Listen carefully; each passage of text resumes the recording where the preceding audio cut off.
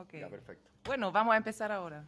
Qué bueno. Hola y muy bienvenidas y bienvenidos a la Fundación Heinrich Böll. Mi nombre es Gite Kuhlmann, y soy la directora de la fundación acá en Santiago de Chile. La Fundación Heinrich Böll es como sinónimo de ideas y proyectos ecológicos verdes para una transformación justa.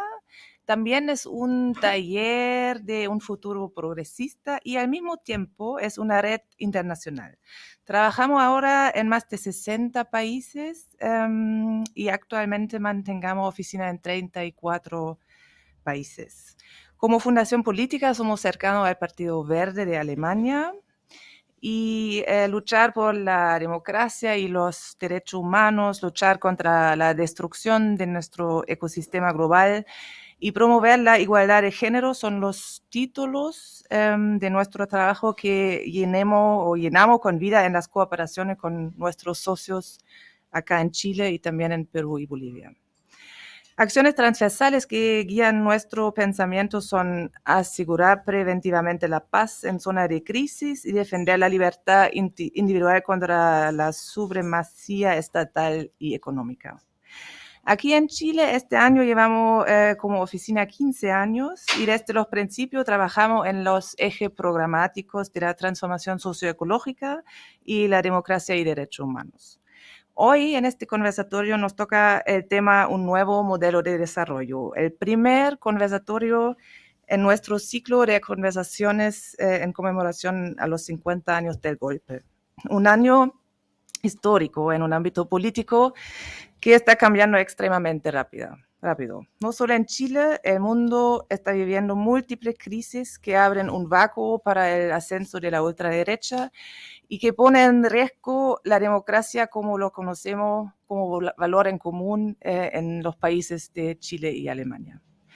El modelo actual en Chile chocó porque el mercado no puede solucionar todo. Hay que encontrar una forma de salir de este calentamiento global, de salir de este modelo considerando los desafíos actuales. La crisis climática y la necesidad de limitar el calentamiento global a 1.5 grados. Para Chile se trata desde la industria del procesamiento de la materia prima, crea otras áreas industriales clima neutrales o ecológicamente sustentables, siempre pensando en la descarbonización de la matriz energética. Este es un camino para lograr el sueño del salto al desarrollo y producir un efecto múltiple con nuevos recursos como el litio que permitan enfrentar los costos económicos de la cuestión social y de la desigualdad, el mejoramiento productivo, la incorporación de tecnologías verdes, una reorientación educacional, integración y movilidad social.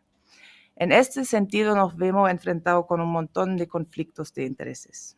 Sabemos, por ejemplo, que la descarbonización mundial solo se puede lograr con una mayor extracción de litio. Pero lograr la neutralidad del carbono no es una buena política si el precio es una mayor destrucción de los ecosistemas.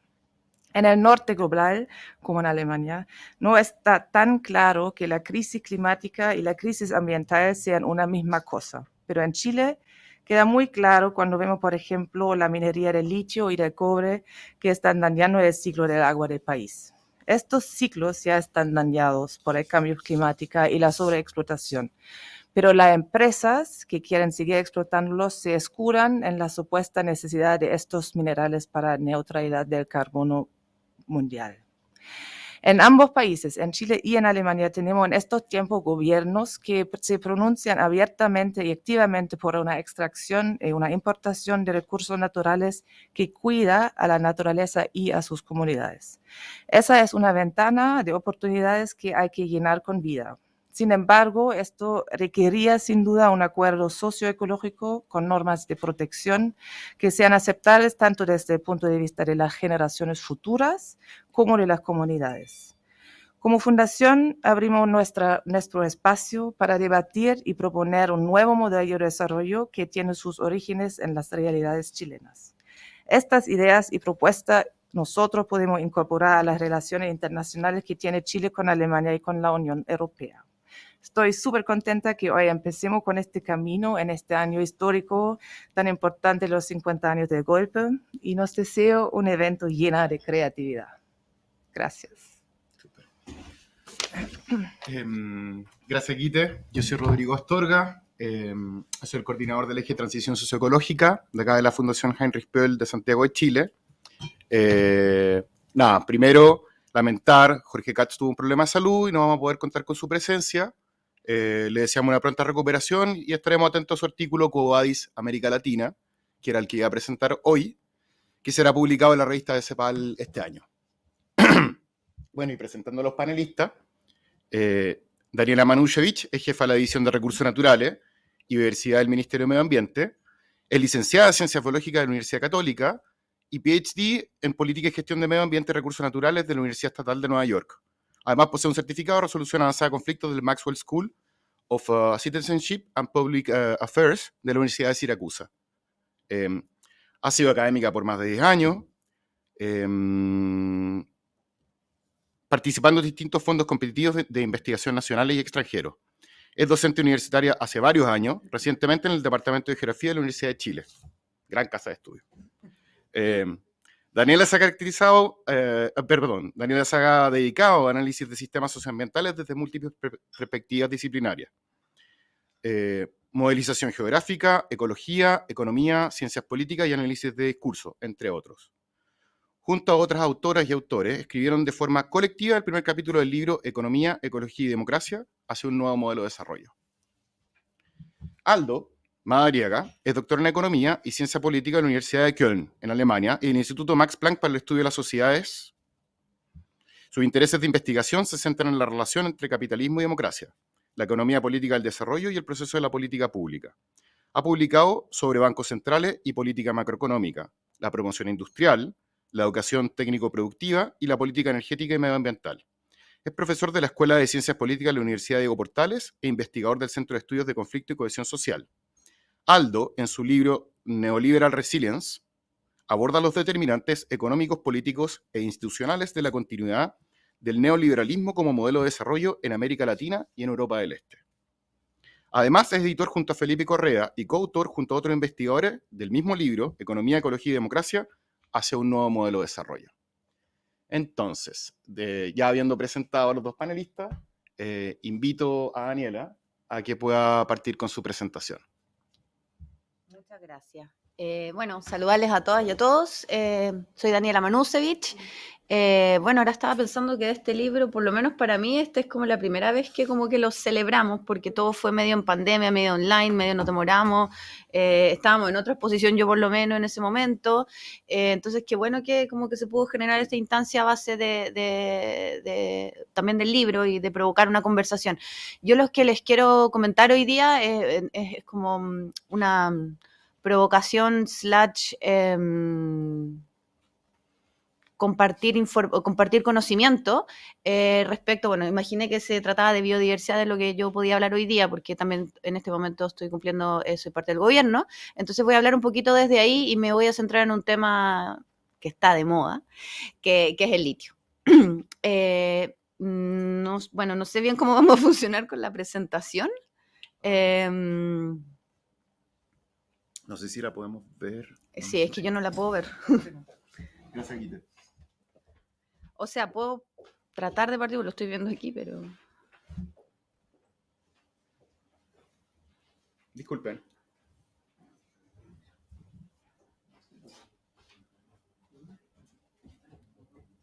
O si no, a ver, yo creo que para no cortar tanto el ritmo, podríamos... Desde allá de la cámara te la están estamos No, es que yo estoy... ahí está, claro, Sí. yo estoy viendo el YouTube de mí misma. Perfecto. Como lo que se me ocurrió. Igual fue súper ingenioso. Súper ingenioso.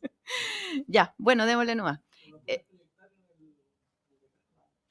Sí, pero yo creo que se va a tomar un rato, así que yo creo que comencemos Sí, nomás. tuvimos un problema con el notebook que teníamos para poner acá encima. Ya, Disculpen. no, lo que sí, si tengo algún errorcito no lo voy a ver, pero ya bueno. Bueno, entonces lo que les... Sí, pero yo creo que sigamos nomás, porque acá igual lo estoy medio viendo. Bueno, entonces, como les comentaba, lo que yo les quiero como provocar un poco es hablar de biodiversidad y nuevo modelo de desarrollo. Quizás lo que voy a decir es medio obvio o quizás no, pero bueno, vamos con eso. La siguiente, por favor.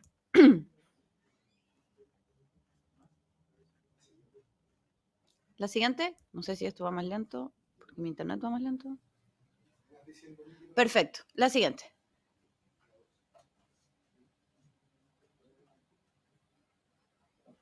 Ya. Lo bueno es que voy a estarlo viendo igual que la persona que lo ve online. Bien, a pesar de que yo les dije que les iba a hablar de biodiversidad, lo que ustedes tienen que imaginar ahora es una tabla periódica. Es una tabla periódica con las electronegatividades, ¿ya? Entonces, si ustedes se fijan, ¿por qué quise partir con esto? Porque creo que a veces hablamos mucho de sociedad, de desarrollo, y al final desarrollo, sociedad, economía, es metabolismo. Y las bases del metabolismo están en esa tablita. Porque lo que nos dice esta tablita es básicamente cuáles son los elementos que nos permiten a nosotros mover electrones. ¿Mover electrones para qué? Para hacer trabajo. Para la luz, para movernos, para hablar, para lo que sea. Y en la tabla periódica uno puede ver que el oxígeno tiene mucha electronegatividad y un poquito abajo está el azufre. Y el azufre es súper importante porque lo voy a dejar en suspenso. Acuérdense que el azufre es súper electronegativo y le encantan los electrones. Y después les voy a contar por qué eso es súper importante, al igual que el oxígeno. La siguiente, por favor. Y ahora sí les voy a hablar de biodiversidad. ¿Sí? Dicen que sí. ¿Y una más, por favor? Ya, ahora están viendo un paisaje, están viendo un paisaje un paisaje típico del sur, digamos. Cuando yo digo biodiversidad, normalmente todo el mundo va a imaginar un lindo bosque prístino, con arbolitos, un cielo azul, etcétera, y esa es la imagen que tengo ahí. Pero poco probable que si yo les digo biodiversidad, la siguiente, por favor, ustedes van a pensar en algo así como...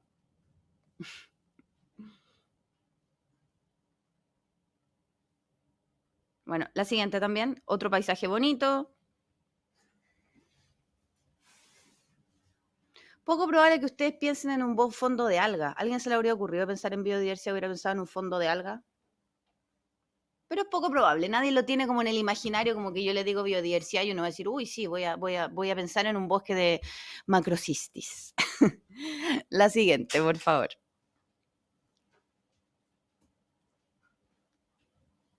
Sí, la siguiente, por favor.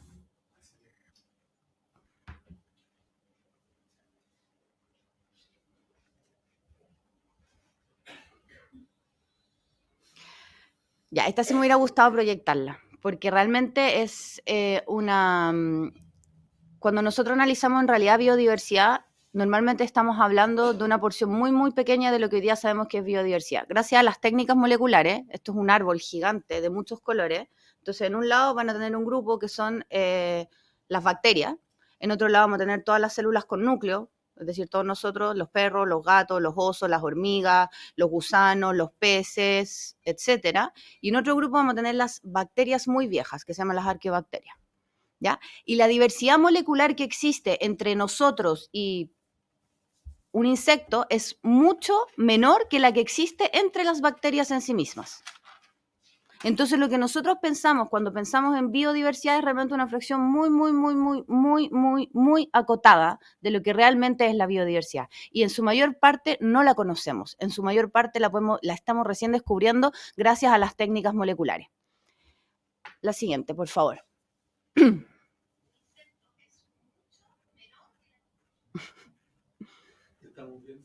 en el link. Lo están viendo ahí, súper, ya ahí lo están viendo. De hecho, está más o menos estudiado que si uno grafica el número de insectos que uno puede, distintos grupos, y uno ve cuántos sabemos de ellos versus cuántos no sabemos, probablemente en la Tierra el grupo más diverso son los insectos, los artrópodos, que son aquellos que tienen las patas articuladas, y de ellos sabemos extremadamente poco. Entonces, realmente, cuando hablamos de biodiversidad, pensamos normalmente en aves, pensamos en animales, pensamos en en mamíferos, en cositas generalmente con ojo, realmente estamos hablando de una fracción muy, muy pequeña de lo que es la biodiversidad. Por lo tanto, tenemos un sesgo gigante, incluso cuando estamos haciéndolo bien, como lo estamos haciendo ahora, porque aprobamos el servicio de áreas protegidas y biodiversidad, probablemente estamos viendo una fracción muy pequeña de lo que efectivamente es la biodiversidad. Entonces tenemos un sesgo, lo que se llama un sesgo taxonómico, es decir, un sesgo hacia ciertos grupos, como les dije, con los que tienen ojitos, con los cuales podemos empatizar fácilmente, y esos son normalmente los que pensamos cuando pensamos en biodiversidad. La siguiente, por favor. Un segundo, me piden pero que le avise que ustedes están viendo por 30 segundos de retraso aproximadamente las imágenes. O sea que, para que tengan en cuenta eso.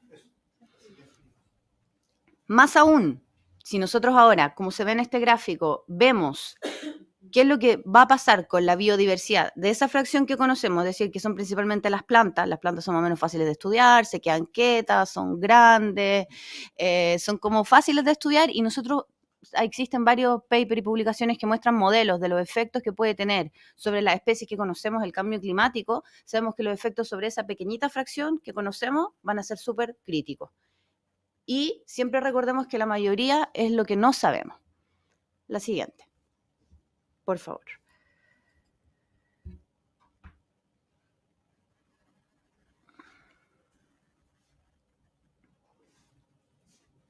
¿Sí? Ya, si está con los 30 segundos. Pero no. Ya, entonces ahora acá lo que están viendo ahora es una foto de una pila de litio. Y ahora quiero pasar al siguiente tema. ¿Cómo quiero vincular estos dos temas? Por favor, la siguiente. Vamos a volver a la tabla periódica.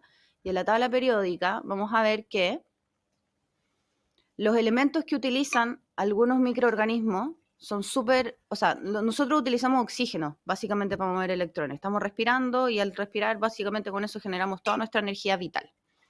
Pero existen bacterias, de las cuales sabemos muy poquito, que, por ejemplo, utilizan el azufre para poder vivir y para poder funcionar.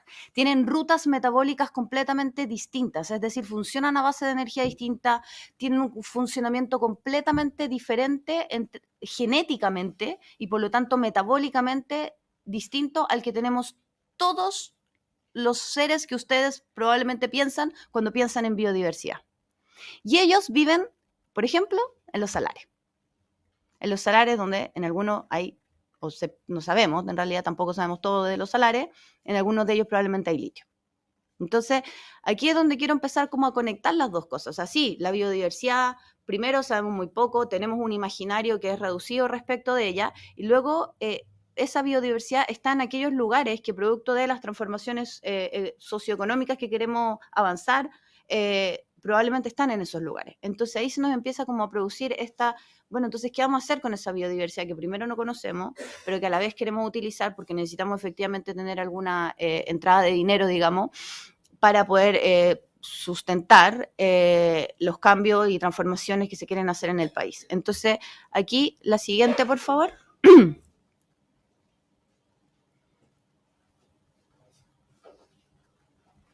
Bueno, en la siguiente, ahí están algunos ejemplos de las arqueobacterias y de los distintos microorganismos que les estoy contando.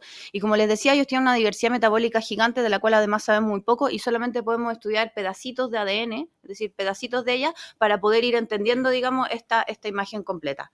¿Y para qué qué tiene que ver eso con desarrollo? ¿A quién se le ocurre que tiene que ver pedacitos de ADN con el desarrollo? Ya, ok, biodiversidad, cositas allá, litio. ¿Qué escojo? Tengo que explotar los salares, pues. ¿Cuál es el valor de la diversidad? Claro, ¿para qué me sirve?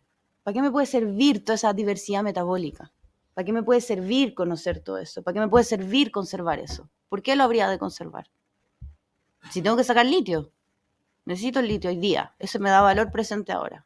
¿Qué valor puede tener esa biodiversidad? ¿Qué valor puede tener todo eso que no conocemos, pero que podemos conocer en el futuro? Y eso es un poco como la conversación que yo quería provocar. Sabemos hoy día que probablemente en esa biodiversidad que no conocemos existe potenciales aplicaciones a biotecnología, potenciales todo lo que a usted se le pueda ocurrir de procesos que pueden ser industriales también, que se podrían utilizar que se podrían aprender de estos microorganismos y utilizar para muchas cosas que probablemente no sabemos. Pero claro, está el peso de decir, sé cuánto vale el litio hoy día, la biodiversidad puede valer algo en el futuro si es que yo tengo suficiente tecnología y desarrollo. Y eso lo estamos viendo además desde una perspectiva occidental, porque por supuesto que para las comunidades indígenas este no es el valor único y más importante que existe, porque nosotros lo estamos viendo desde una perspectiva probablemente industrial, probablemente tecnológica, probablemente etcétera, etcétera, etcétera. Entonces, litio, tengo el valor hoy día, y biodiversidad, puedo tener ese valor en el futuro. Pero quiero ser súper enfática en que no es como la biodiversidad por la biodiversidad, aquí hay un valor bien concreto, incluso un valor científico, un valor biotecnológico y un valor potencial que realmente no sabemos. Si nosotros explotamos algunos que sabemos que, porque hay hoy día pistas para saber que hay unos que son más biodiversos que otros, que sabemos que son súper biodiversos y sin embargo los explotamos, no sabemos realmente todas las posibilidades de desarrollo futuro que nos estaríamos perdiendo porque no las conocemos en realidad. Pero sí sabemos hoy día de que son extremadamente distintos a nosotros y distintos de una forma que ni siquiera nos podemos imaginar. Entonces, es un poco enfrentarse a esta decisión de sé lo que vale hoy día algo y también sospechamos que puede valer mucho más de muchas formas en el futuro. Entonces, esa es un poco la decisión que hoy día nos estamos viendo enfrentados. Y tenemos el privilegio, tenemos los desiertos más secos del mundo y los salarios tampoco están en todo el mundo. Y estos extremos se llaman extremófilos, porque viven en ambientes extremos, tampoco se encuentran en todas partes del mundo. Porque estas condiciones son muy especiales. Entonces, ¿qué vamos a hacer con esa biodiversidad que no conocemos, que no sabemos todo el potencial que tiene, pero que está ahí y que por suerte la tenemos? Y a la vez tenemos litio. Entonces son un poquito esas las decisiones, y probablemente aquí se va a conectar con el siguiente panelista, de que yo quería terminar esto como un poco con un chiste. Me voy a saltar la última diapositiva, pero no pude encontrar ¿cómo se llama? El cartoon, digamos, del chiste. El meme. Es que no era un meme, era como a la antigua, así cuando la gente dibujaba así como con lápiz. Y era, me recuerdo la idea que era, no sé, pues alguien trabajando en la piedra y alguien trabajando en el metal y cada uno muy especializado porque ese era el máximo valor que le estaba entregando en ese minuto, y si el mundo hubiera seguido, digamos, por esa misma ruta, probablemente estaríamos en las piedras y en los metales, cada uno muy especializado en cada una de estas cosas. Y un poco la biodiversidad te entrega esa potencialidad futura de poder desarrollar otras cosas que no sabemos cuáles van a ser, y esa es la decisión en la cual nos estamos viendo enfrentados hoy día. Gracias, Daniela. Aldo, te damos la palabra. Súper interesante en todo caso, digamos, el tema, cuánto sabemos de diversidad, tema litio, cuál es el valor de la diversidad, central. Aldo, porfa. Bueno, Gracias, y gracias por adaptarse también a los requerimientos técnicos que estamos teniendo. Sí. Súper bien. excelente. Todo el crédito a Manuela, que se le ocurrió esta fórmula extraordinaria. A mí no se me habría ocurrido cómo salir de esta. Bueno, yo les voy a hablar de un poco de la economía política del nuevo modelo de desarrollo.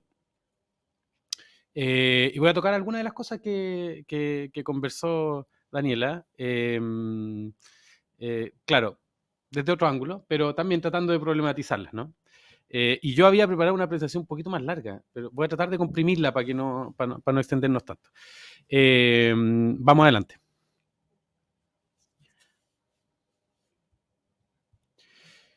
Yo la presentación que les voy a hacer viene de pensar un poco las opciones del desarrollo. ¿No es cierto? El desarrollo, siempre es difícil ponerle el apellido, ¿no? Sustentable, sostenible, ¿no es cierto? Ya sabemos que el desarrollo sustentable se queda un poco corto respecto de las ambiciones que podemos tener, ¿no? Entonces le vamos a poner un desarrollo con protección ambiental o algo así, ¿no? Pero hoy en día las opciones que tenemos para esto son básicamente tres. Esto deberíamos estar ya al menos mostrando alguna lámina. La primera opción es el crecimiento verde, desarrollo sustentable, que es la opción por defecto. El Acuerdo de París nos obliga a ir hacia ahí, que es básicamente mantener el crecimiento económico, ¿no es cierto? Y aplicando ciertos incentivos de mercado, cruzar los dedos para que las empresas tomen esos incentivos y efectivamente la siguiente es, y avancen varias porque ahí hayan animaciones, entonces como que para que las empresas tomen esos incentivos y por lo tanto se haga una transición hacia una economía que tenga menos carbono, ¿no? Pero respetando de alguna otra manera esto que parecían ser leyes de la economía, ¿no es cierto? Que los mercados tienen que funcionar, que las empresas tienen que, a partir de señales de precio, ir transitando, ¿no es cierto? Y bueno, ¿qué pueden hacer los estados? Poner incentivos, poner precios, mayores precios al carbono, de manera que las empresas transiten, ¿no? Un escenario poco alentador desde el punto de vista de cuánto se ha avanzado, ¿no? La segunda opción la vamos a llamar Green New Deal, ¿no? O Nuevo Pacto Ecosocial, ¿sí? ¿Qué implica el Nuevo Pacto Ecosocial? Significa decir, esto no va a funcionar. El Estado tiene que asumir un rol fundamental en forzar la transición, porque si no, si nos quedamos esperando a la empresa, esto sencillamente no va a ocurrir. Esto significa mantener la compatibilidad de alguna otra manera entre la economía y el crecimiento. Es todavía una visión antropocéntrica, ¿no? Pero que trata de combinar el desarrollo económico con la protección del medio ambiente y también con un fuerte impulso también a lo social y a poder preocuparse por condiciones de calidad de vida mínima en términos sociales, ¿no? Entonces tiene que ver, por ejemplo, con decir, ok, tenemos que descarbonizar, necesitamos para eso baterías de litio y extraer litio, ok, pero pensemos también en la demanda por esos autos de litio.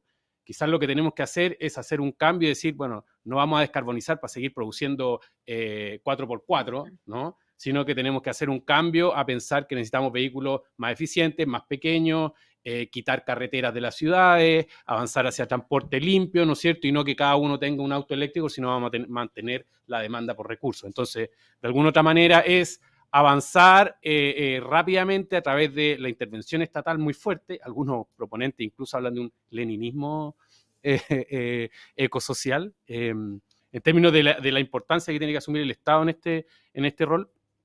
Es un chiste lo del leninismo, ¿eh? No se lo deben estar en serio. Sí, exacto, ¿qué hacer?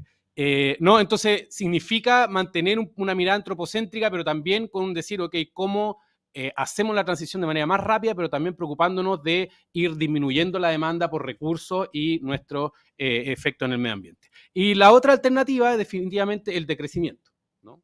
Muy controversial, una palabra compleja, ¿no es cierto?, en países como los nuestros, pero nada más decir que el decrecimiento lo que implica no significa olvidarse de la economía y decir, ok, ahora dejamos de producir para dejar de un poco como la situación de la pandemia, sino que más bien el decrecimiento, la gente que está en esta onda lo ha explicado, que es más bien reducir significativamente aquellas partes de la economía que consumen recursos intensivamente y generan emisiones y mantener el crecimiento en aquellas áreas que no lo hacen, ¿no? Entonces, por ejemplo, los servicios y actividades, ¿no es cierto? Entonces, en el fondo, transitar hacia una economía que necesariamente va a tener que haber un cambio cultural muy importante, ¿no es cierto? Pero en términos de patrones de consumo, etcétera, pero esto no significa, ¿no es cierto?, enfriar, volver un poco a la época de las cavernas, ¿no es cierto?, ni a las comunidades primitivas, sino que mantener una economía moderna, pero privilegiando ciertos sectores por sobre otros en este sentido, ¿no? Y con una mirada mucho más ecocéntrica en términos de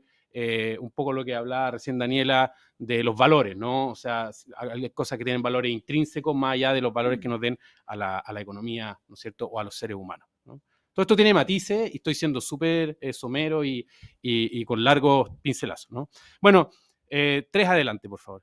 En el contexto chileno esto tiene un matiz, cada una de estas alternativas tiene matices bien importantes, porque si pensamos en el crecimiento verde, que es la opción por defecto, no es un crecimiento verde como podría ser, no sé, en Alemania, ¿no es cierto?, donde vamos todos a la electromovilidad, ¿no es cierto?, la matriz, no se extraen recursos, ¿no es cierto?, estamos todos en tecnología de punta, cosas así. Es un anterior.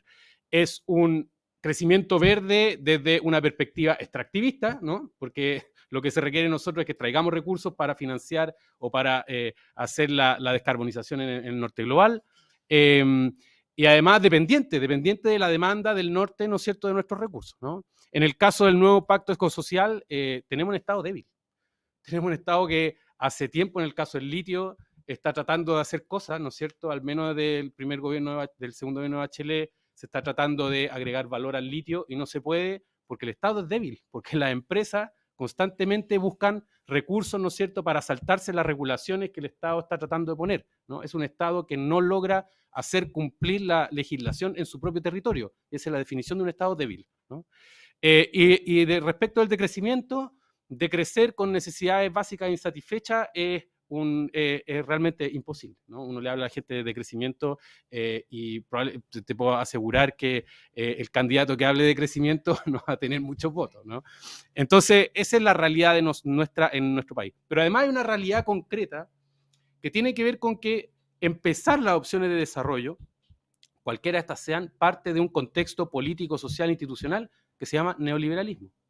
Partimos desde otro modelo de desarrollo. Y siguientes. Y el neoliberalismo, he estudiado en algunas de mis publicaciones respecto de la trampa, ¿no es cierto?, que genera el neoliberalismo y en particular para avanzar hacia un nuevo modelo de desarrollo. Varias más adelante, por favor. Hay muchas animaciones, entonces tengo que ir. Y en una de esas investigaciones lo que hago es plantear que la mantención del neoliberalismo en el tiempo en Chile tuvo 3 pilares fundamentales, ¿ok? Un pilar que tiene que ver con los intereses, que tiene que ver con los intereses empresariales, ¿no es cierto? La clase empresarial que se generó, sobre todo a partir de las privatizaciones, las desregulaciones, ¿no? Y cómo esta clase empresarial bloqueó de distintas maneras los cambios, ¿no es cierto?, en el tiempo. Tiene un componente de instituciones, ¿no es cierto?, que tuvo que ver con los amarres políticos, pero también instituciones económicas del tipo que están en la Constitución, pero también en leyes, ¿no? La imposibilidad de crear empresas públicas, la imposibilidad de tener un Estado empresario, ¿no es cierto? Un banco central que se preocupa solo de la inflación y no de otras cosas. Esos son amarres institucionales. Y por último, en el campo de la idea, muy fundamental, ¿sí? Una hegemonía de ciertas ideas, de ciertas nociones respecto a la economía, 2 más adelante. Ideas, por ejemplo, de la importancia del mercado y de las fallas del Estado. El Estado es ineficiente, el Estado es grasa que hay que cortar, pero también la idea de las ventajas comparativas, ¿no? Chile es un país rico en recursos naturales, después tengo una lámina sobre esto, y bueno, somos un país que tiene montañas, que tiene valles, que tiene mar. ¿Cómo le vamos a dar la espalda a lo que somos por esencia, por naturaleza, ¿no? Y esta idea de que tenemos que basarnos en nuestra ventaja comparativa es muy potente respecto de pensar alternativas al desarrollo. Bueno, varias adelante.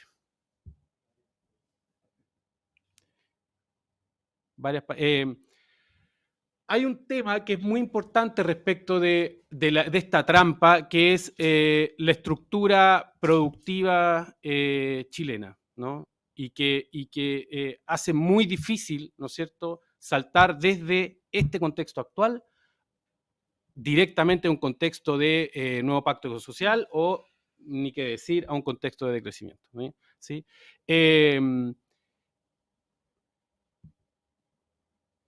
Durante los últimos 40 o 50 años, la matriz exportadora chilena se ha mantenido casi inalterable. El 50% de lo que exportamos son minerales, de eso la extra mayor cantidad del cobre.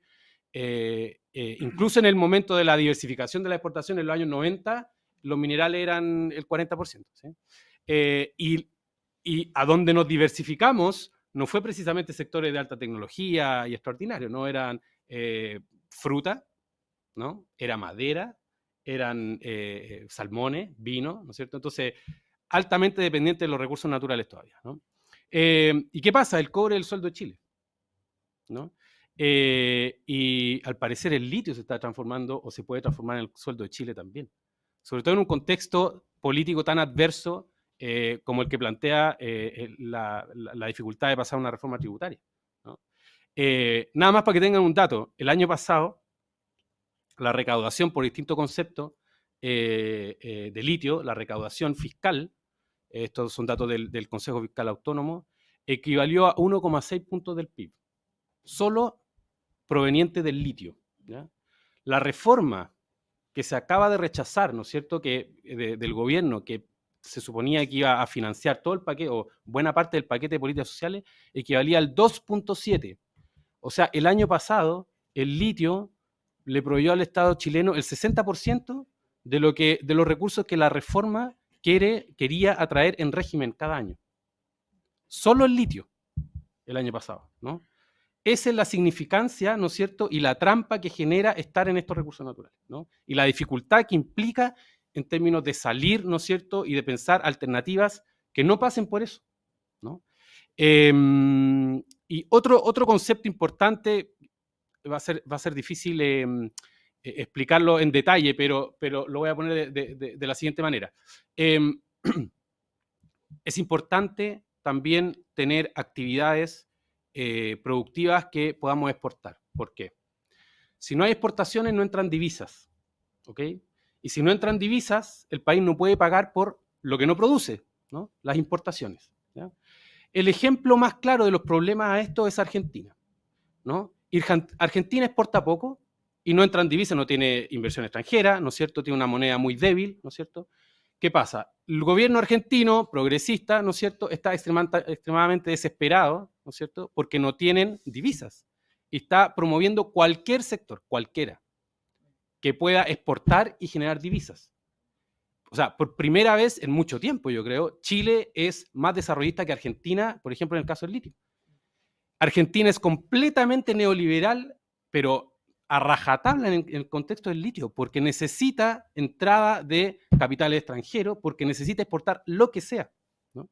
Entonces, si nosotros no somos capaces de mantener actividades exportadoras, ¿no es cierto?, con todas las normativas ambientales, ¿no es cierto?, y restricciones que podamos ponerle para limitar los impactos, ¿no es cierto?, nos vamos a ver en una situación no solo de no tener recursos fiscales para financiar políticas sociales, sino además ven en una situación financiera, ¿no es cierto?, atrapados por la deuda, ¿no es cierto?, una situación similar a la Argentina, ¿no? Entonces, este es un aspecto bien importante de la trampa, ¿ya?, que es muy difícil de soslayar. Y voy a avanzar mucho más rápido para ir ya a las conclusiones, porque había muchas láminas, ¿no? El fijarse en los recursos naturales debilita también al Estado. Hablamos recién de los problemas que tuvo el Estado para llevar a cabo las políticas del litio en el gobierno de Bachelet. Adelante. Básicamente las empresas se burlaron de los esfuerzos del Estado de ayudarlas, ¿no es cierto?, o promoverlas a agregar valor. 3 o 4 para adelante, por favor. Tenemos todavía un contexto institucional extremadamente rígido, ¿no es cierto? Lo vemos en la iniciativa de crear la empresa pública del litio, tiene quórum calificado en el Congreso, probablemente no se va a poder hacer. Tenemos un Banco Central que está de nuevo, ¿no es cierto?, ahora en lo propuesto por el Consejo Experto, refuerza la independencia del Banco Central, lo que hace, por ejemplo, que ahora tenemos tasas muy altas, ¿no es cierto? La inversión viene cayendo tremendamente en un contexto que tenemos que invertir en nuevas áreas, ¿no? Mucho más adelante, por favor, avanzar en la slide. Y tenemos, ¿no es cierto?, que hacernos cargo de un problema cultural muy fuerte. Más adelante. 4 o 5 adelante, por favor. En nuestro himno nacional salen nuestras montañas, nuestro océano, la copia feliz del Edén, ¿ya? Y esto lo cantan nuestros niños todos los días en el colegio, o bueno, los días lunes, ¿no es cierto?, en septiembre de manera fervorosa, ¿no es cierto? Y hay una frase, de hecho yo lo presenté ante unos colegas extranjeros la otra vez y les parecía fascinante. Una frase, ¿no?, cuando uno dice, termina el mar que tranquilo te baña, te promete un futuro esplendor, ¿no? O sea, nuestros recursos naturales nos prometen un futuro esplendor. Esto durante 12 años de escolaridad, ¿no es cierto? Sumemos para atrás los preescolares. O sea, esto está en el ADN chileno. Los recursos naturales prometen un futuro esplendor. ¿Cómo cambiamos esa lógica, ¿no? Imaginemos que logramos cambiar todo el resto, no sé, instituciones, cambiar la matriz empresarial. ¿Cómo cambiamos esa lógica cultural de decir Chile va a desarrollarse solo en función de sus recursos naturales? Eso es tremendamente complejo. Bueno, en adelante. Varias adelante, ¿no? Entonces, lo que yo creo ahí ya voy cerrando.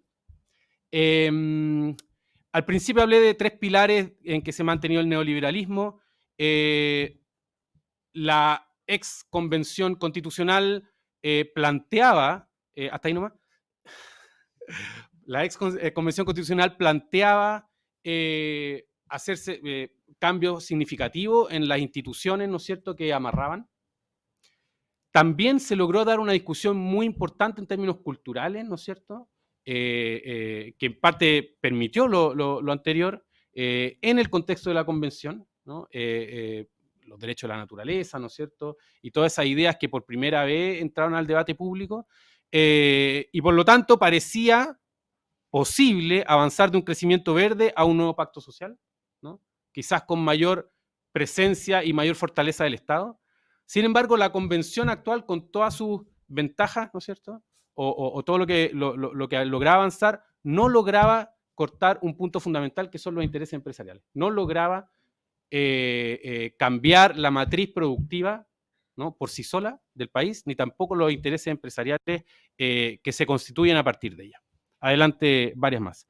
Por lo tanto, y esto, como vemos, es fundamental porque justamente fueron esos intereses los que se articularon para evitar que se generara el cambio que se estaba fraguando, ¿no es cierto?, en los otros elementos, ¿no? Y por lo tanto hay una especie de vuelta desde un avance hacia un pacto ecosocial, una vuelta al crecimiento verde, creo yo ahora, y este gobierno está tratando de navegar un poco esas aguas. Bueno, para reflexionar, esto ya cierro. Está todo bien. Está interesante tu gracias. Primero, no podemos tener un nuevo modelo de desarrollo sin un sector empresarial que lo empuje. Esto es fundamental. No existe en el mundo, estamos en un mundo que hace rato ya que es capitalista, donde hay variedades del capitalismo, ¿no es cierto? Hay variedades más socialdemócratas, hay otras más liberales, ¿no es cierto?, hacia las que uno puede transitar, pero no hay mundo, al menos como lo conocemos, ¿no? Se intentó en el pasado, pero ¿no?, fuera del capitalismo, ¿no? Y eso significa que cualquier modelo de desarrollo alternativo tiene que tener una base de apoyo empresarial. En Chile no existe. ¿Cómo se crea? Yo creo que esa es una pregunta fundamental, ¿no es cierto?, recogiendo algunas de las reflexiones que estaba haciendo recién. Y sobre todo recogiendo un poco también la lección del proceso constitucional pasado. Bueno, ¿cómo se crea? Con política industrial. Y algunas de las cosas que está haciendo el Estado ahora, ¿no es cierto? Nuevos sectores, energías renovables, por cierto, reciclaje como nuevo sector económico, pero son sectores no transables o que permiten exportar muy poquito. Entonces necesitamos algún sector exportador para soportar, ¿no es cierto?, para apoyar un nuevo modelo de desarrollo, ¿no es cierto?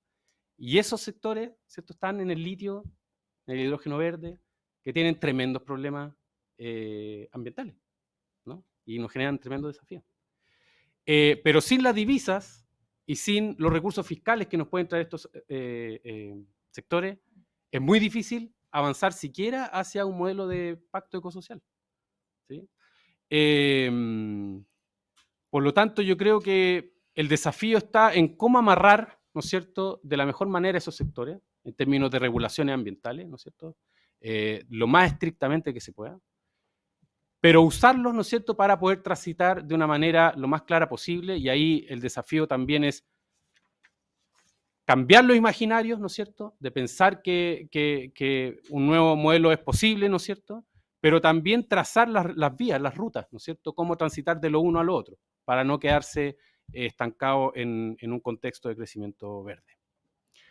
Hasta ahí lo voy a dejar. Muchas gracias por la atención.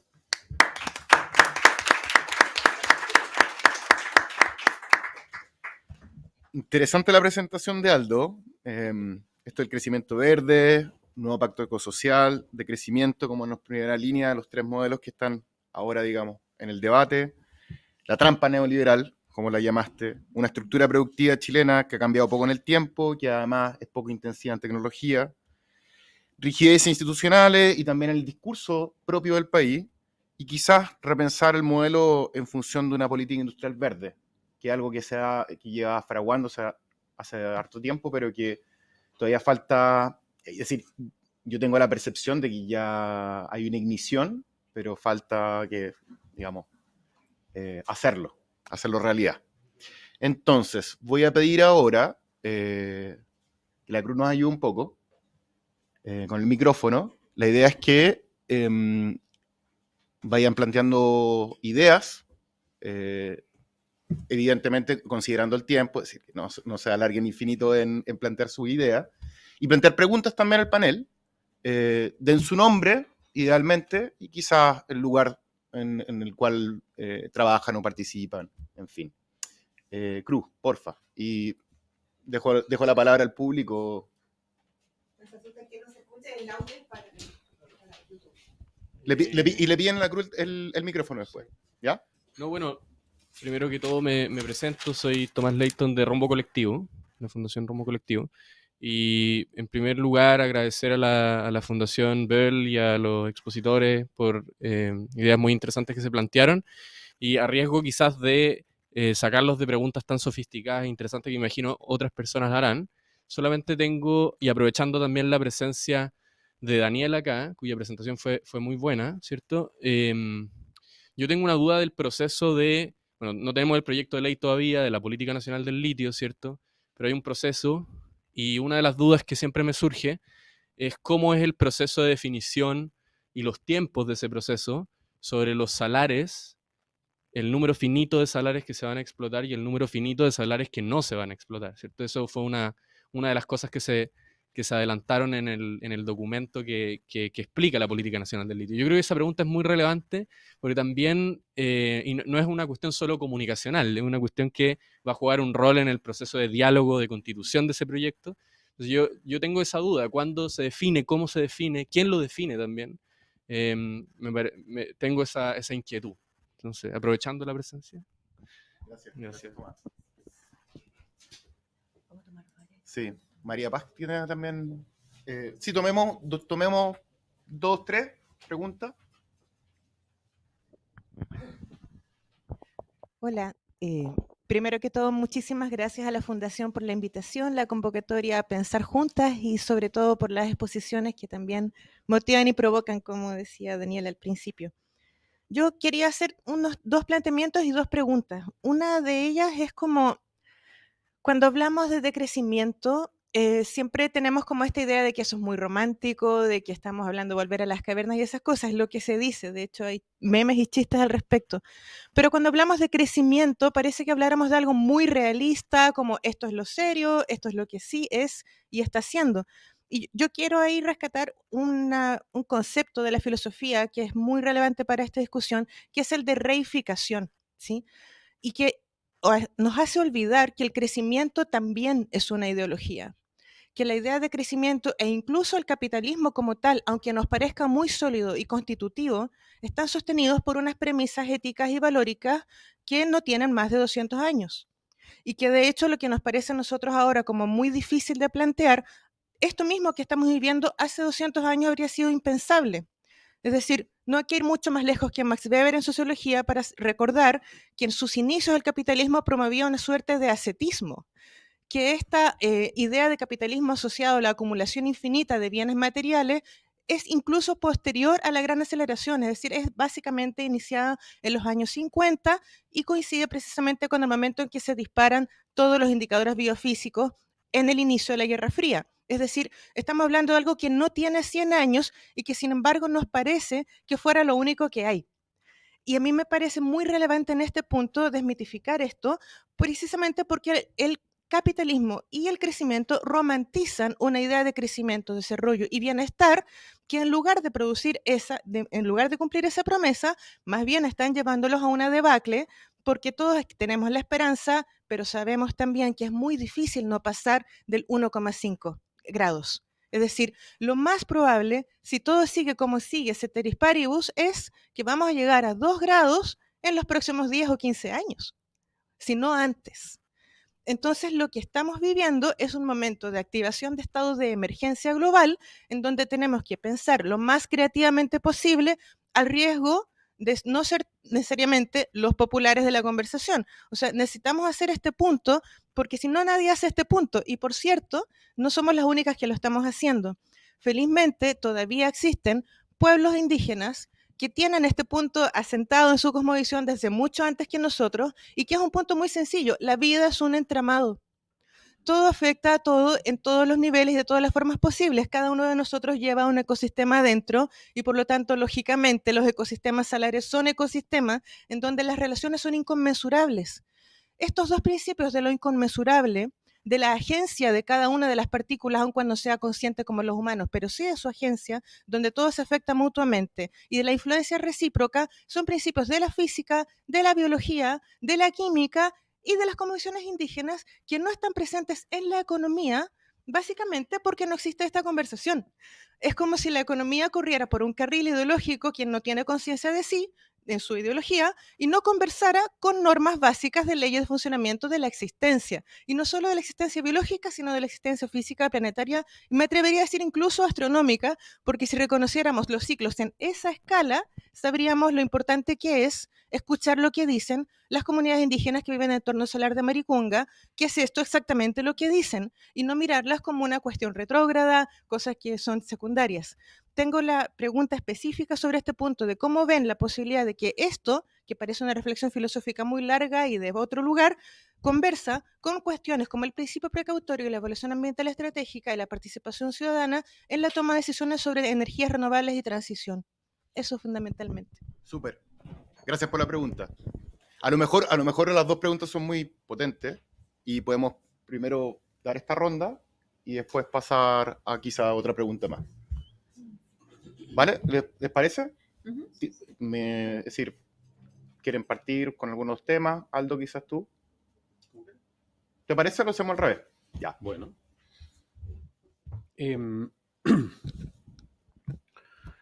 Yo creo que la primera pregunta tuya probablemente era más para Daniela, ¿no? Porque tiene que ver más con el proceso de la ley, ¿no es cierto? Y del gobierno. Entonces voy a enfocarme en la segunda pregunta. Comentario. Yo, la verdad es que de los tres modelos disponibles que se hacen cargo en algo del tema ambiental que mostré, a mí el que me hace más sentido es el de crecimiento. ¿Ok? O sea, yo creo que es el único que realmente se hace cargo del problema en último término, ¿no? No me parece para nada romántico, me parece más bien necesario, ¿no? Ahora bien, una cuestión distinta, y en lo que están justamente las personas que están abocadas a pensar el decrecimiento, es cómo se llega a ello, ¿no? ¿Cuál es la ruta? Y lo que yo quise enfatizar es cuál es la ruta. No cuál es la ruta en general, cuál es la ruta desde este contexto político, económico, institucional particular. ¿Sí? Entonces, a mi juicio, si quisiéramos decrecimiento mañana, estaríamos, a mi juicio, esta es una opinión muy personal, podríamos estar en un escenario como el de la pandemia. O sea, eso es decrecimiento, ¿no? Quizás no es el ideal del decrecimiento en el sentido de ir gestionando qué sectores crecen, qué sectores no crecen, pero eso fue un escenario claro de decrecimiento, ¿no? De hecho, las emisiones se vinieron para abajo, ¿no? Y el crecimiento económico se comprimió en muchos aspectos, ¿no? Pero también trajo muchas dificultades, ¿no es cierto? Y muchos desafíos. Si pensáramos, por ejemplo, yo estoy de acuerdo con que la economía, es evidente, ¿cómo no estar de acuerdo, ¿no es cierto? En la lógica del crecimiento también tiene su propia ideología. El pensar que el capitalismo es la única vía también tiene su propia ideología, por supuesto. El capitalismo tiene su forma de justificarse a sí mismo, evidente. Pero si pensamos en alternativas, ¿no es cierto?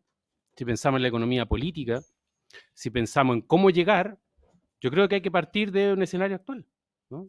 Y pensar si es que saltar, ¿no es cierto?, a como lo que yo traté de poner en términos de vías, ¿no es cierto?, y de alternativas, es viable, ¿no es cierto?, políticamente. No viable en términos de concebir cuál puede ser la mejor sociedad, viable políticamente, ¿no? Si apoyamos una alternativa política, movimiento político que hable de decrecimiento, ¿no es cierto?, que deje dudas, ¿no es cierto?, porque yo creo que esto, o sea, sí sería romántico pensar que la palabra de crecimiento y lo que implica no genera dudas. Yo creo que eso sí es romántico, ¿no? Y que sí hay que explicarla no una, no dos, sino 5 veces, ¿no es cierto?, a personas que a veces ni siquiera les interesa tanto el medio ambiente, ¿no? Y la viabilidad política de esto es limitada, ¿sí? Y los eventos de elecciones recientes en Chile muestran, ¿no es cierto?, que las alternativas ambientalmente más sofisticadas no necesariamente, pueden tenerla, pero no necesariamente tienen cabida política electoral en Chile, ¿no? Por lo tanto, me parece, esto termina, mi última slide decía una cosa así, ¿no?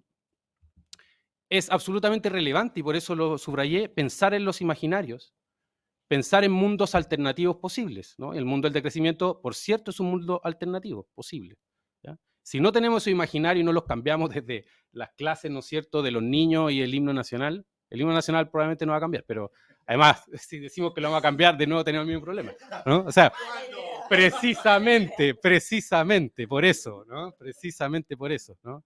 Pero bueno, necesitamos que permeen esos imaginarios, ¿no? Pero también necesitamos pensar las rutas hacia eso, las rutas viables, ¿no es cierto? Y si cortamos las exportaciones hoy, ¿no es cierto?, y dejamos de pensar en el litio, ya que no tenemos reforma tributaria, si no tenemos el litio, no, o sea, el Estado se queda sin recursos, ¿no? Sí me parece romántico pensar que eso no es así, porque, digamos, podríamos pensar en un Estado que no necesite recursos. Está bien, ¿cómo avanzar a eso? Pero el día de mañana el Estado va a necesitar recursos para apoyar la transición a otros sectores, para apoyar el decrecimiento, ¿no? Entonces, sí me parece importante, tan realista como decir necesitamos decrecer porque el mundo no aguanta más. También me parece realista pensar cuáles son las alternativas reales desde este contexto político, social, económico, institucional específico hacia cuáles son esas rutas. Me acordé con lo que estáis diciendo, hay una economista británica famosa, la Kate Raworth, exactamente, que diría que quizás somos adictos al crecimiento. Dani, Ya. por favor. Dos preguntas te tienen. Sí, yo voy a tratar como de juntar un poquito las cosas. Ya. Porque yo creo que sí hay como un cierto grado de consenso de que algo así, como un poco más ambientalmente amigable, tiene que ver más que con la extracción y flujo de materia y energía, tiene que ver con la información. Una economía basada en servicio, una economía basada en información. Entonces, en ese sentido, mientras hablaba, yo pensaba, oye, pero ¿por qué las bacterias no pueden ser el sueldo de Chile? Porque la información que está ahí y el desarrollo biotecnológico que tú puedes tener de eso es lo que también te puede generar entrada de divisas. Y es algo, Chile tiene una masa crítica científica gigantesca, o sea, en serio, para la cantidad de gente, de personas que somos, la cantidad de gente que nos hemos ido a doctorar afuera y que hemos vuelto y que tenemos mucho conocimiento en distintas cosas, es gigante para la cantidad de habitantes que somos. Entonces yo creo que sí se puede pensar en pero eso significa como un pensamiento como cualitativamente distinto. Entonces que las bacterias sean el sueldo de Chile y ya no sean los minerales de alguna forma, sino que sea la información, siguiendo el principio de que sabemos de que esas son como, digamos, las guías, me parece algo que podemos darle vuelta. Porque por supuesto que las necesidades son socialmente construidas y efectivamente no solamente tenemos el imaginario de los recursos naturales, tenemos un imaginario de una forma de vida con una casa, con un auto, con una piscina, con asado, con un montón de cosas. Y obviamente ese imaginario, que es el imaginario que está relevado a través de los medios masivos, es un imaginario que ya yo creo que todo el mundo entiende que no es sostenible. Entonces es el imaginario que hay que quizás bajarle el volumen, si no se va a ir, pero subirle el volumen a los otros imaginarios que existen hoy día, y yo creo que efectivamente existen hoy otras formas de vida que podríamos relevar más culturalmente. Tuve también, bueno, y volviendo un poco a este tema de cómo materializamos la economía. Yo, ¿por qué puse una tabla periódica y tuve un feedback ahí de cómo se entendió o no se entendió eso? Y lo que yo quería mostrarles ahí, nosotros vivimos a partir de oxígeno. El oxígeno mueve nuestra energía. Cuando yo les digo que hay un sistema que se mueve una línea más abajo de la tabla periódica, estoy diciendo que es una cuestión completamente distinta, ¿ya? Que estando en la misma posición de que hay física detrás de esto, pero que también hay diversidad, hay innovación, no sé bien cómo explicarlo, pero que existe algo que es completamente desconocido, que sin embargo responde a las mismas leyes físicas. Lo que puedo decir del proceso de definición de salares, bueno, el anuncio presidencial se dijo que o sea, nosotros en diciembre se acordó, digamos, un nuevo marco global de biodiversidad, que lo que dice, tiene varias metas, pero la meta parcial 1.5 es la meta del 30%, de la conservación del 30% de los ecosistemas.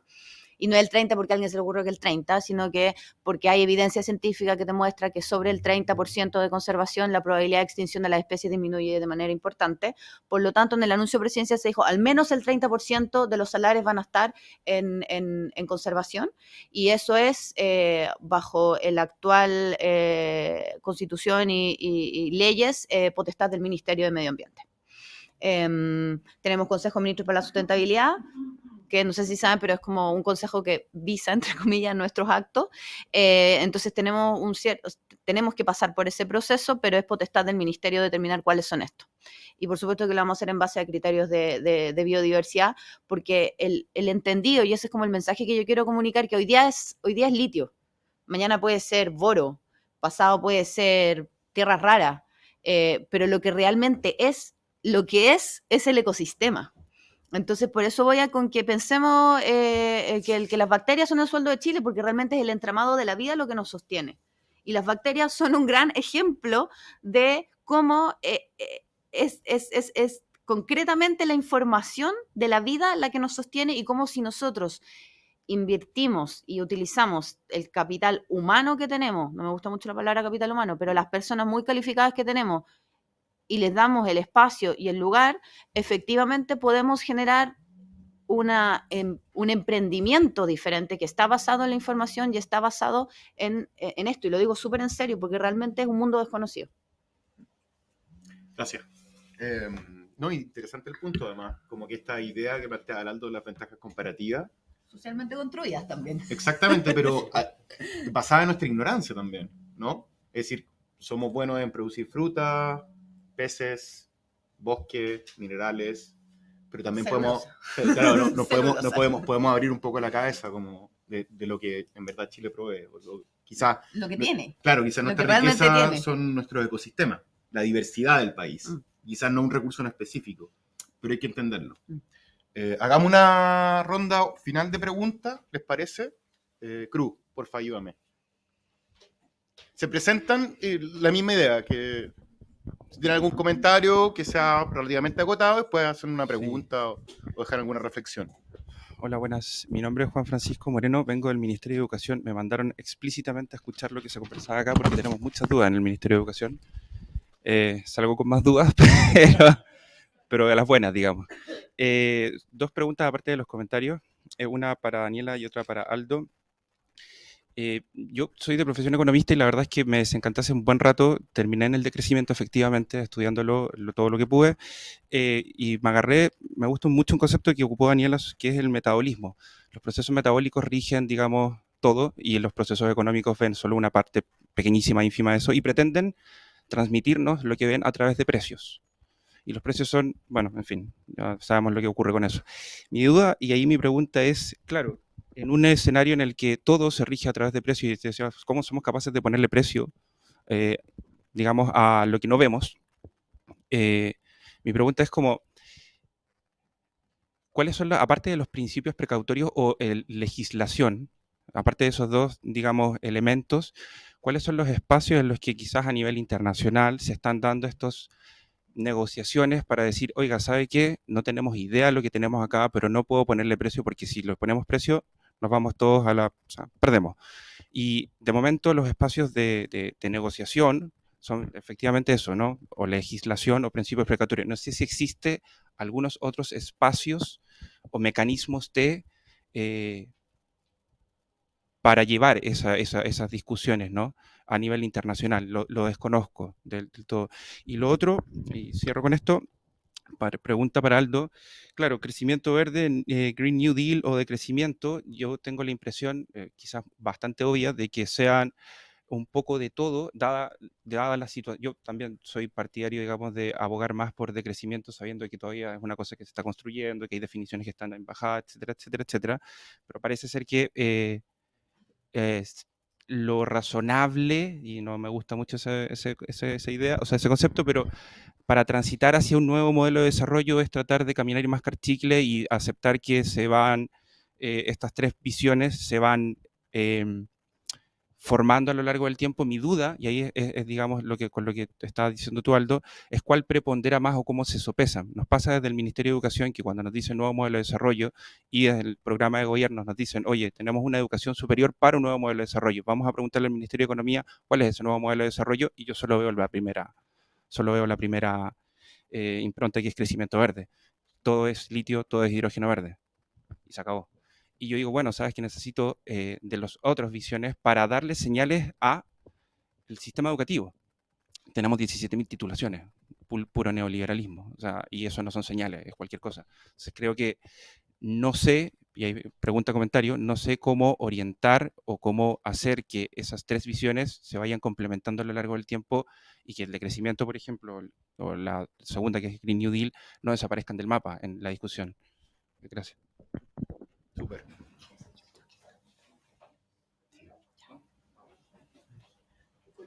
¿Cómo no?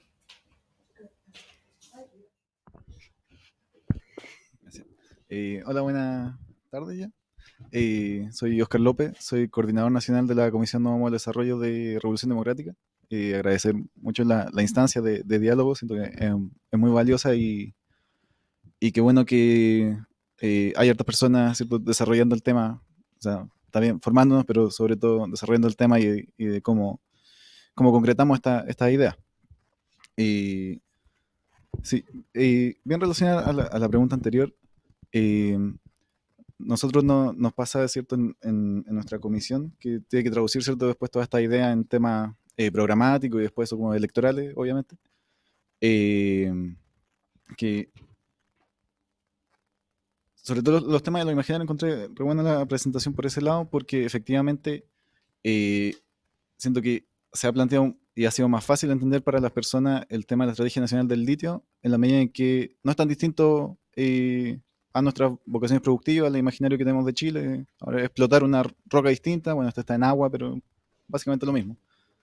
Y que en ese sentido, ahí quizás la base tiene que ser por la parte de reforzar la transición socioecológica justa, en el entendido de que para llegar a un nuevo modelo de desarrollo como el que planteamos, ¿cierto?, en el partido, y que también se ha puesto acá, que sea en base a los talentos, nos gusta decir a nosotros, también en la información, pero sobre todo en los talentos más allá, ¿cierto?, de los recursos minerales, que además no son renovables. Entonces también en la medida en que queramos transitar fuera de ello, van a tener que encontrar formas de hacer economía circular y otras cosas, porque moliendo piedras no va a llegar muy lejos.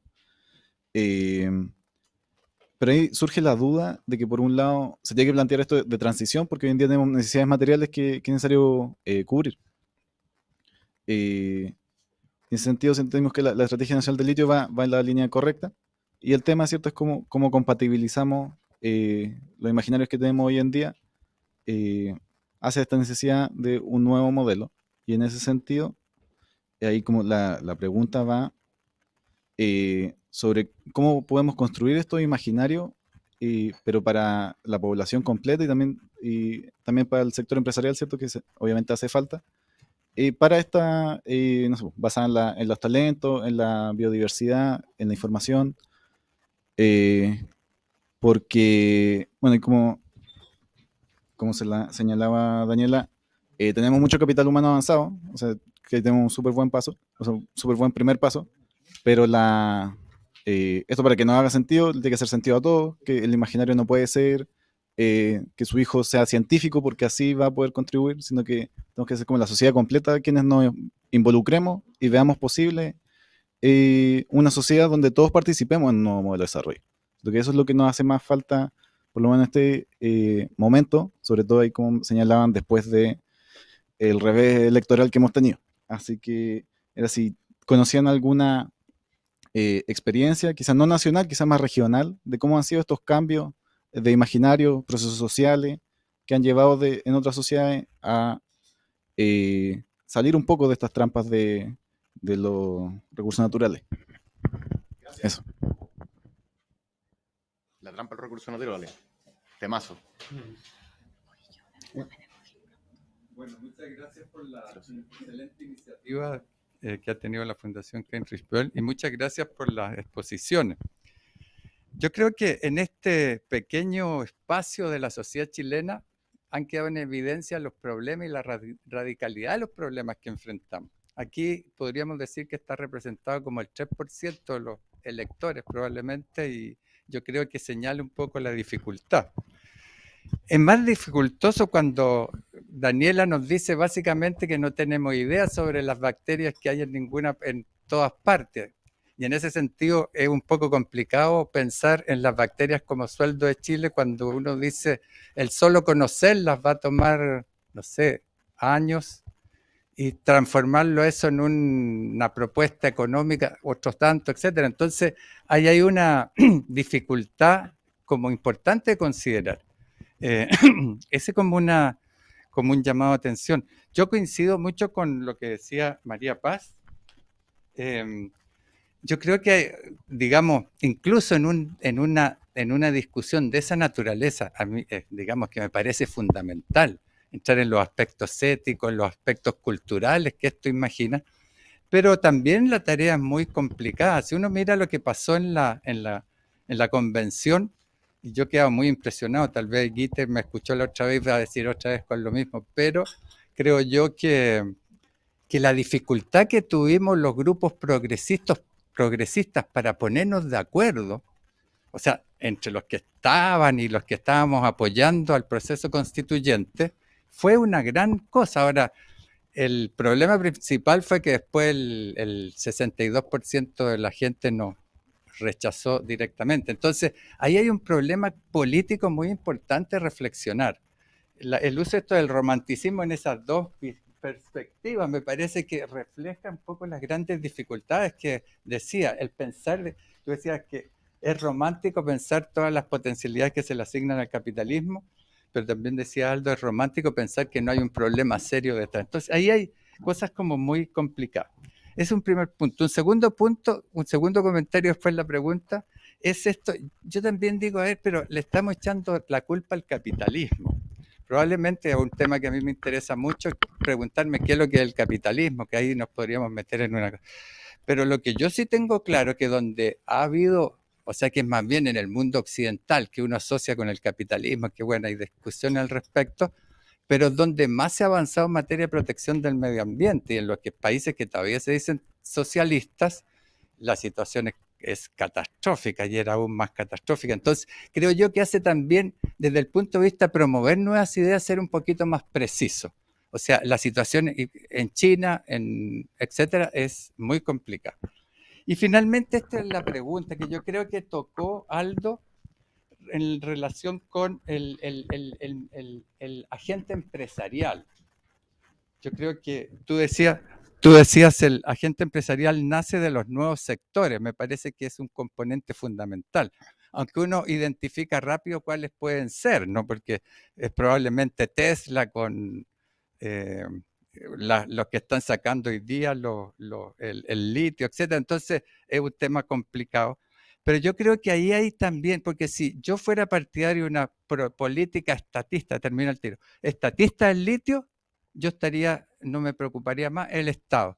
Pero cuando en esta estrategia nacional del litio involucra mucho al mundo empresarial, a los científicos, académicos, a mí me parece que tenemos que darle más vuelta. No bastan solo los nuevos. Gracias. Perfecto. Dejemos hasta ahí. Y gracias, Eugenio. Dejemos... Pero que, es que yo necesito lo que pasa es que la Dani se nos tiene que decir, tiene otro compromiso. O sea, yo puedo irme, pero ustedes pueden seguir conversando. Exactamente. Quiero... Y disculpen, digamos, sí. pero por atención al tiempo. Sí. Ya, quiero responder un poquito a las preguntas que están por ahí. Yo no creo que los precios rigen efectivamente todo lo que hacemos en la sociedad. Porque, de hecho, tú puedes pensar, ¿cuánto cuesta?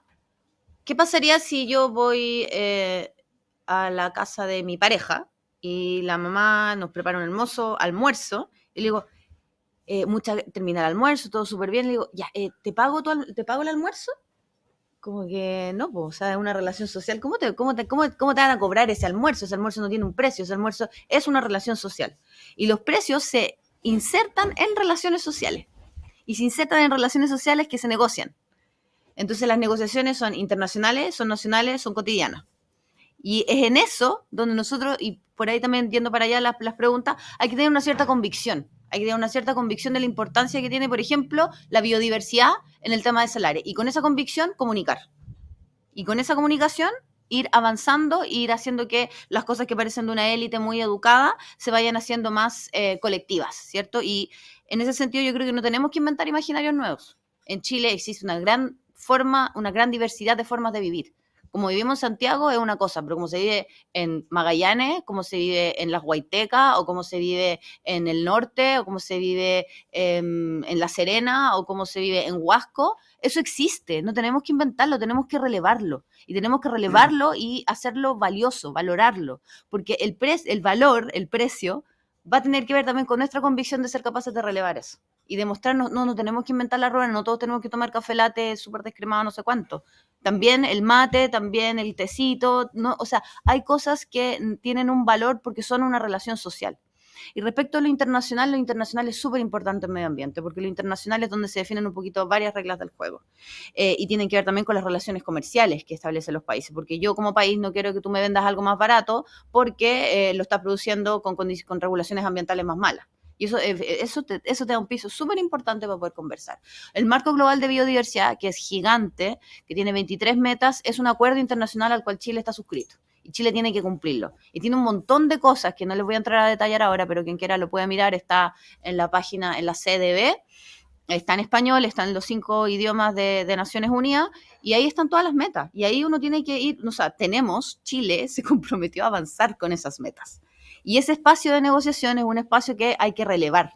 Nuevamente, como en el fondo, ¿dónde le ponemos el foco? Si seguimos pensando que todo es mercado o si hay ciertas interacciones sociales a las cuales nosotros le ponemos foco como modelo de imaginario, como espacio de negociación, como Chile, país Mateo, que cumple con sus compromisos. Entonces, eso es lo que le va dando valor a las cosas y esos son los espacios que yo creo que van empujando las cosas, pero también hay que tener convicción y también hay que saber comunicar.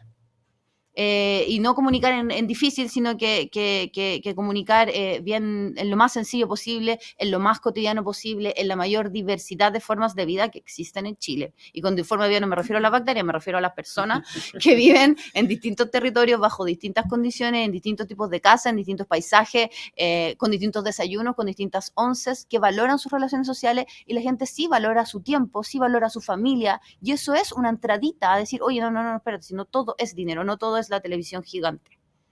Ese es, yo creo, el espacio que hay que darle más volumen. Listo, te despedimos. Gracias, Dani. Perdón por no poder quedarme más, pero...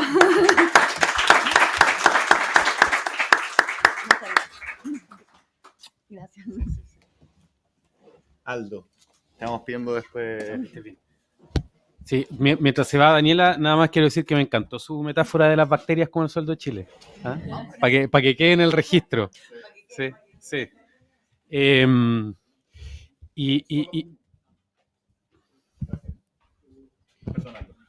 No, nada. De hecho, me quería tomar de esa metáfora para hacer de nuevo el punto que quería hacer. De hecho, me encantó. Yo creo que esa es una de lo que decía Daniela de la importancia de comunicar, no solo de imaginar y de pensar estos escenarios alternativos, sino también de comunicarlos, ¿no? A través de formas que capten rápidamente la atención. El cobre del sueldo de Chile. ¿Por qué no puede ser otra cosa? Las bacterias. Ok, ya. Genial, me parece extraordinario. Ya. Ahora, como cualquiera de nosotros, ¿no es cierto?, que está en un trabajo y piensa que es un trabajo abusivo, que te explotan, te autoexplotan, ¿no es cierto?, y quieres vivir de otro sueldo y piensas en cambiarte de trabajo, ¿no? No te puedes cambiar de un día para otro de trabajo. Tienes que buscar trabajo, tienes que pensar si tienes las competencias para ese nuevo trabajo, que además es un trabajo extraordinario, ¿no? Porque es un trabajo que va a vivir de los servicios, de descubrir nuevas cosas que te dan a las bacterias en este caso, ¿no? Entonces tienes que crear las competencias para poder trabajar en eso, tienes que buscar ese trabajo, ¿no es cierto? ¿Y cómo estudias, por ejemplo, para el nuevo trabajo? Necesitas recursos, ¿no? ¿De dónde sacas esos recursos? Bueno, del trabajo actual, ¿no? ¿De dónde sacas tiempo para buscar ofertas de empleo, para ir a las entrevistas de trabajo? Sacas recursos de tu trabajo actual. Entonces, si me quiero cambiar de trabajo y tener otro sueldo, ¿no? Un trabajo más limpio, ¿no es cierto?, con mejores condiciones, necesito el trabajo actual hasta que esté listo para saltar al otro lado. Entonces, quiero enfatizar la importancia de pensar en las transiciones, ¿no? Entonces, es genial tener que el sueldo de Chile sea distinto, pero tenemos que prepararnos para que sea distinto. Porque si nos ponemos a pensar en las bacterias, ¿no es cierto? Y bueno, va a ser el sueldo de Chile. No tenemos, Daniela decía que tenemos muchas personas formadas. Tenemos científicos, ¿no es cierto? Pero no tenemos técnicos, ¿no es cierto? No tenemos el resto de la cadena, ¿no es cierto?, de servicios que se va a hacer cargo de esa actividad, ¿no? Entonces sí, lo importante yo creo es pensar en las transiciones. Respecto de la pregunta de educación, importante. Yo ahí hay un tema que eso requiere una definición política, ¿no? Si el ministerio no te da la definición política, va a ser difícil que la demos aquí. Pero yo creo que se puede avanzar hacia ciertas infraestructuras que permiten, que habilitan a hacer las transiciones más fáciles, ¿no? Y que son estructuras de coordinación entre actores, ¿no? A nivel territorial, ¿no? Ya se habla mucho de ordenamiento territorial para los temas sobre todo ambientales, ¿no?, de planificación y todo. Bueno, incorporémosle también el tema de los recursos estratégicos, las actividades económicas a nivel de territorio, ¿no es cierto? E incorporemos también la demanda de capital humano, voy a hacer esa palabra, ¿no? De capacidad humana, gracias, de capacidades humanas que se van a requerir, ¿no? Y eso hay que hacerlo con quienes están presentes en el territorio en términos de oferta académica, pero también de las empresas que van a emplear a esos trabajadores, ¿no? Y si se establecen esas estructuras, ¿no es cierto?, que permitan coordinar esos actores, va a poder ocuparla, ya sea para crecimiento verde, ya sea para pacto nuevo ecosocial, ¿no? Eso es también hacer política industrial verde, que era... Eso es también política industrial verde, ¿no es cierto? Y con un foco en los territorios, sí, ¿no? Con un foco en los territorios. Y el último punto que hacía Eugenio, súper interesante. Nada más quería decir lo siguiente, tener en cuenta que, claro, los países escandinavos, ¿no es cierto?, que nosotros podemos pensar que son lo más socialistas que podemos imaginarnos dentro del capitalismo, el peso del Estado es el 30% de la economía en esos países. O sea, el 70% es sector privado, ¿ya? O sea, igual se tienen que hacer cargo de los empresarios de alguna forma, ¿no? De ese otro 70%. Y si tuviéramos el litio y pensáramos en una empresa y explotar únicamente a través del Estado, ¿no es cierto?, y que el Estado haga cumplir todas las materias ambientales, ¿no es cierto?, igual tendríamos que hacernos cargo de los empresarios, ¿no? Los empresarios que financian partidos políticos que van a estar en desacuerdo con eso, los empresarios que financian think tanks, ¿no es cierto?, y van a influir en la opinión pública, que financian medios de comunicación, ¿verdad?, que después financian autoridades para tenerlas en sus propios directorios, ¿no es cierto?, y compran las influencias. Igual nos tenemos que hacer cargo de los empresarios, ¿no? Entonces yo creo que ese tema es bien importante y diría fundamental si es que queremos avanzar políticamente hacia un nuevo modelo de desarrollo. Perfecto. No sé si te queda tiempo para hacer la última pregunta que nos había quedado. ¿Sí? ¿O está ahí? Sí, no, sí. ¿Les parece? Hola, buenas. Yo soy Francisca Vila, soy estudiante de Ciencia Política y soy alumna del profe.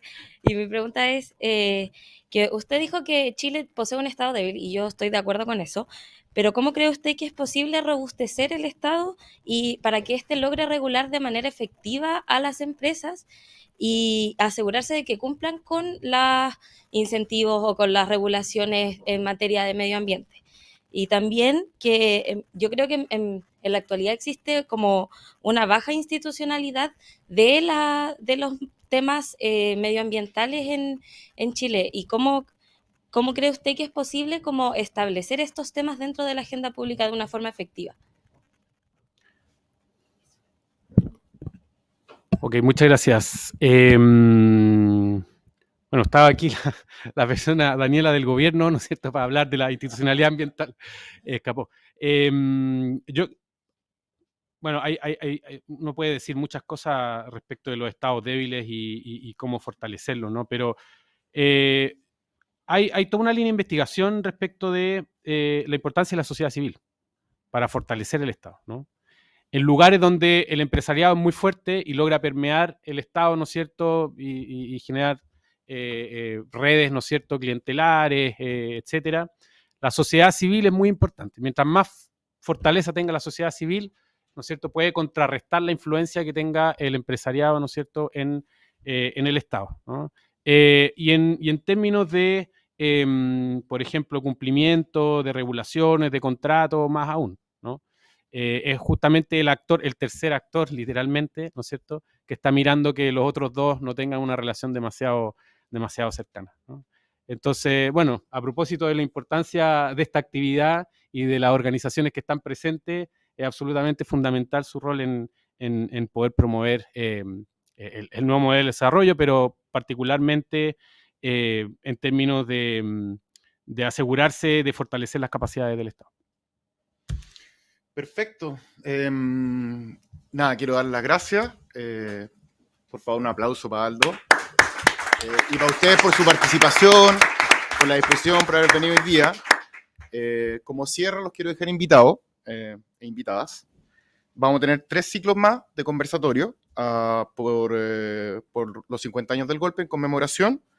El próximo mes va a ser de democracia y libertad de prensa. Luego el siguiente mes va a ser de democracia y feminismo. Y para terminar en septiembre va a ser de habitar, ciudades y memoria. Gracias nuevamente y nada, pasemos de repente a tomarnos un café para seguir conversando un poco más.